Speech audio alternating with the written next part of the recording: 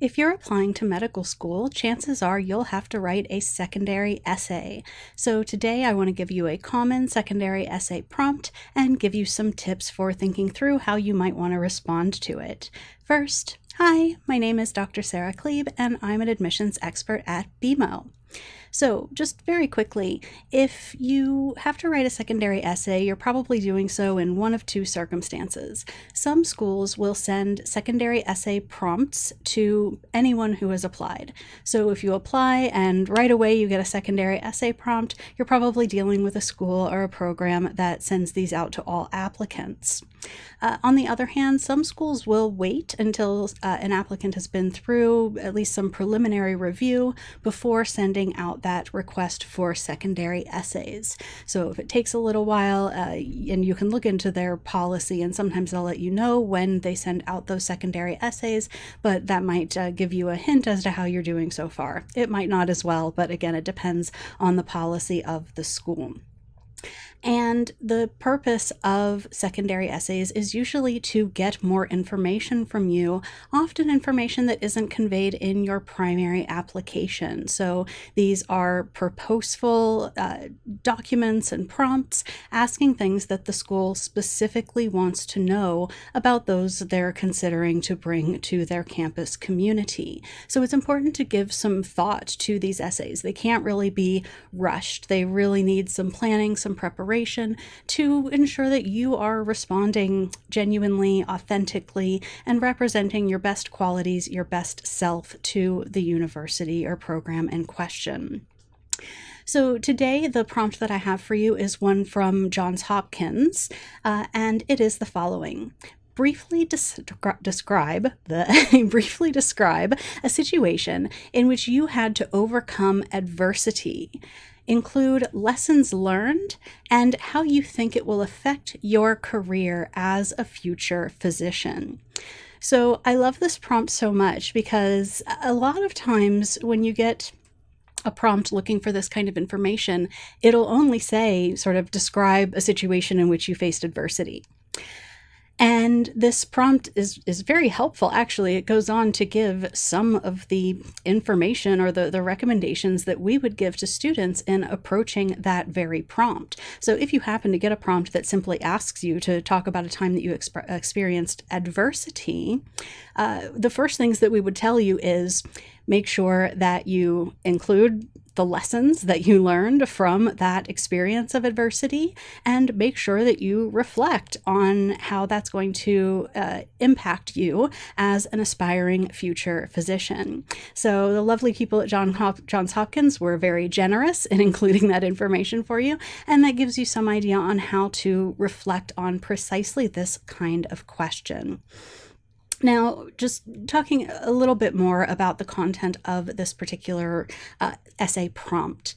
So a lot of times being asked about negative situations, about adversities we faced, about our limitations, about our failures, we find this very uncomfortable, right? We don't like to talk about any negative attributes that we might have, things about ourselves that we would change, trials that we've had to overcome, whether they came from without or from within, especially in high pressure situations like secondary essay prompts or interviews or things like that. There tends to be this perception for any professional, but I think med students or aspiring med students feel this particularly acutely, this idea that you have to be perfect. And if you're not perfect, or if you don't come off as perfect, or if you admit to any weakness or limitation or adversity, that's somehow going to reflect negatively on you. And so I want to take the secondary essay prompt video as an opportunity to really dispel that myth. Believe it or not, you're human and you're allowed to be human, and admissions committees know that you are human. And as a human being, you're going to have limitations. You're going to mess up. You're going to have things that you need to overcome. Again, whether these are adverse situations in which you find yourself that you have to work through, or things about yourself that are internal limitations or weaknesses or negative spots that you need to work through. It's not critical that you demonstrate that you're perfect, because it's not possible. It's not reasonable. I mean, obviously, they don't want you to have to be someone with just a flagrant disregard of every possible ethical standard or something like that. That's going to hurt your application. But the most important thing in talking about those adverse circumstances is demonstrating that you've learned, that you've grown, that you are resilient, adaptable, and able to overcome that adversity. That isn't admitting that you're a flawed creature. You're a flawed creature anyway, so am I. We all are. That is demonstrating that you're mature and professional. Right? People who aren't mature, people who aren't professional, are people who make the same mistakes over and over again and don't learn from them. People who aren't able to critically reflect on themselves as much as they're able to critically reflect on the world around them. People who do think that they're perfect and have no adversities to overcome, and who otherwise don't really take this necessary introspection seriously. And so that's what they're looking for in this kind of essay. So this prompt asks you to write in around 1,000 words or fewer.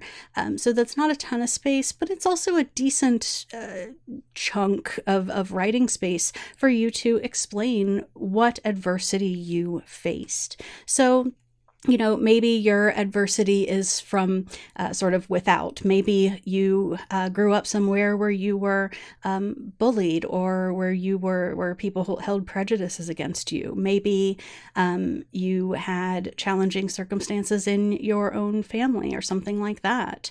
Or maybe the adversities you faced were internal. Maybe you've had a tendency to not appreciate your own boundaries, and that has gotten you into trouble, or you haven't had in the past a refined ability to set limitations and say no to others, making sure that you prioritize the work and the people that you've already committed to doing, helping, etc.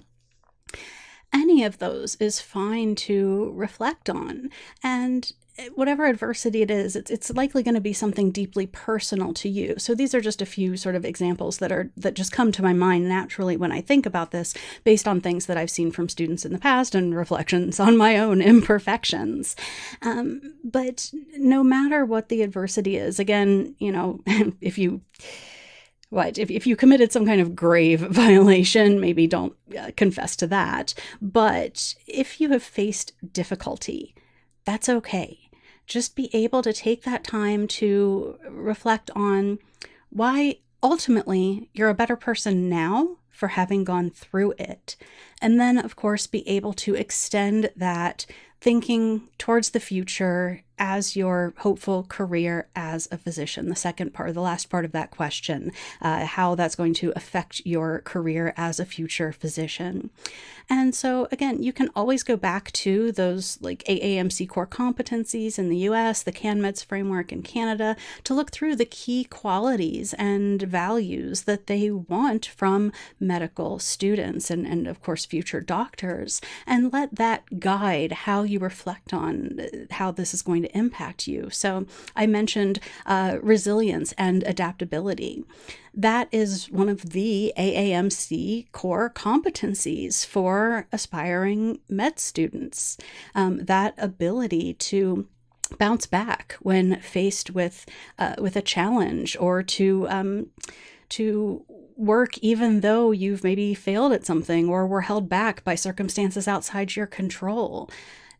Being able to demonstrate that you've done that before, that it has allowed you to develop tools that help you think through similar situations, and then being able to articulate that that absolutely is of value for future physicians. You're going to have to overcome adversity, bounce back from either, difficulties or failures or things like that all the time as a future medical professional. So demonstrating that you've gone through this before, you've cultivated those tools, that shows them that you have that sort of toolbox necessary to do it again in the future. So don't back away from discussions of adversity. Don't think that you're expected to be this pristine and polished gem at, 23 years old or whatever age most med student applicants are.